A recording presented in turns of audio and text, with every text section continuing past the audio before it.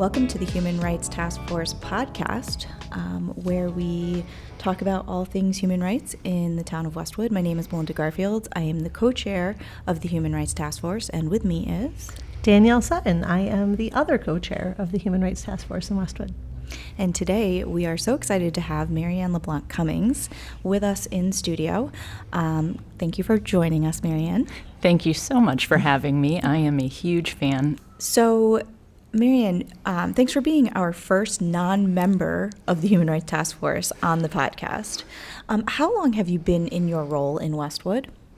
On the select board, I was elected in April, and I was sworn in at town meeting in May.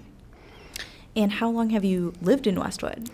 So my family and I have lived in Westwood for over 20 years, and I actually grew up in Walpole, right next to the bubbling brook. So I actually spent a lot of time in Westwood growing up, especially in the library and also on the beach at Hale, where I learned to swim. Awesome. Marianne, what made you decide to serve on the select board and previously the finance commission, and I know the disability commission in between those two? What drives you to perform community service in this way? I was raised and educated in an environment that really valued service. And I believe that serving others is truly our highest calling. And we're so lucky that we have so many people in Westwood that do that. So I was really privileged to be appointed to the FinCom, and I served for 9 years, 5 years as chair. And that gave me such a huge appreciation for good governance, what good governance looks like, how important that is to our checks and balances in our pure town meeting system, and also for the importance of public engagement. So I was really hooked. And after serving 3 terms on FinCom, I sought out an appointment on the Commission on Disability. As a lawyer, I represent many people who have disabilities and their families, and I wanted to learn how those issues were impacting our residents in Westwood. And that was such a fabulous opportunity for me to learn from the lived experiences of our neighbors with disabilities and to advocate on their behalf. So that brings me to last fall when my youngest children left for college, and I decided that I wanted to make a more significant contribution to the town and decided to run for the select board. And I'm really enjoying being of service to the town. Give us your thoughts on how local government plays a part in in human rights and DEI work. So I believe local government has a vital role in this work, and I believe that the responsibility for fostering a community that is inclusive for all residents and which embraces diversity as a strength is really on all of us. I'm really proud that Westwood has played a role in the Mass Municipal DEI Coalition, and that we have committed as a town to the values of diversity, equity, and inclusion.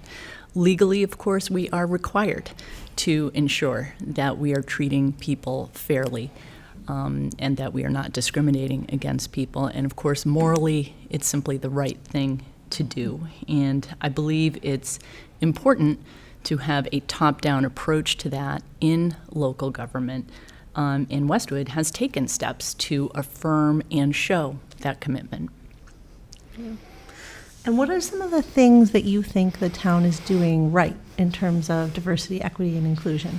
Well, I think we should start right here with what you are doing. And I want to thank you both, Melinda and Danielle, for your leadership on the Human Rights Task Force and all of the members of the task force. And I'm excited to be serving as a select board representative to the task force going forward.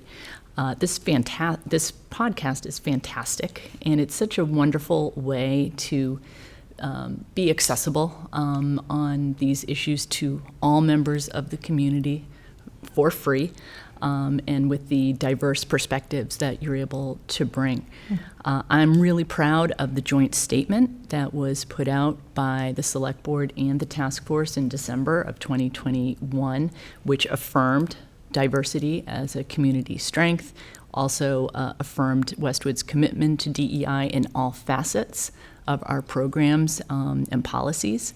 So I think Westwood has shown a commitment from the top, so to speak, on both the municipal side and also in the schools. Just last week, the Select Board voted to allocate ARPA funds for social services. Danielle, you're well aware of that. Yeah. Also for renovations to the School Street playground to make sure that it is accessible for all children. And also, I'm really excited that we voted to allocate funds for a townwide disability audit, which has not been done in Westwood since the 90s, and which will allow us to invest in the town to make sure that our facilities and our programs are fully accessible for all Westwood residents. So I believe that's a very important step toward inclusion. Absolutely. We'd be remiss if we didn't ask, but in what ways do you see that we can make improvements in our community? I mean, obviously, as you'll start to understand through some of our conversations on the Human Rights Task Force, there are definitely some concerning things that either happen in school or, that we hear throughout the town from, our members just giving us reports. Can you kind of speak to what kind of improvements you see, kind of without being fully ingrained within the task force yet, but what do you see? Sure. So I think that with the work of the Human Rights Task Force, we're off to a great start. And I think the more we can increase our understanding of and dialogue with our neighbors, who, particularly those who are from diverse communities, diverse backgrounds, the more we will promote inclusion in Westwood. And I think we should take a close look at our community to understand the ways in which we can be more inclusive, more accessible, and to understand if there are ways that we are unintentionally excluding people.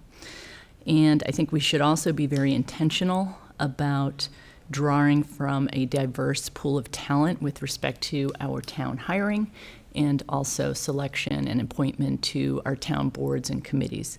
We have such a wealth of experience and expertise in our community, as you know.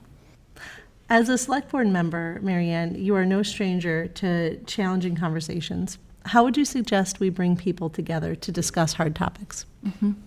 So I think we should be having those conversations because we can better learn when we really listen to one another as opposed to communicating just on social media, which often tends to be the default these days. I think if we can start from a place of mutual self-respect, we can and should have those conversations, and hopefully we can come to a place where we can better define what our shared goals and values are.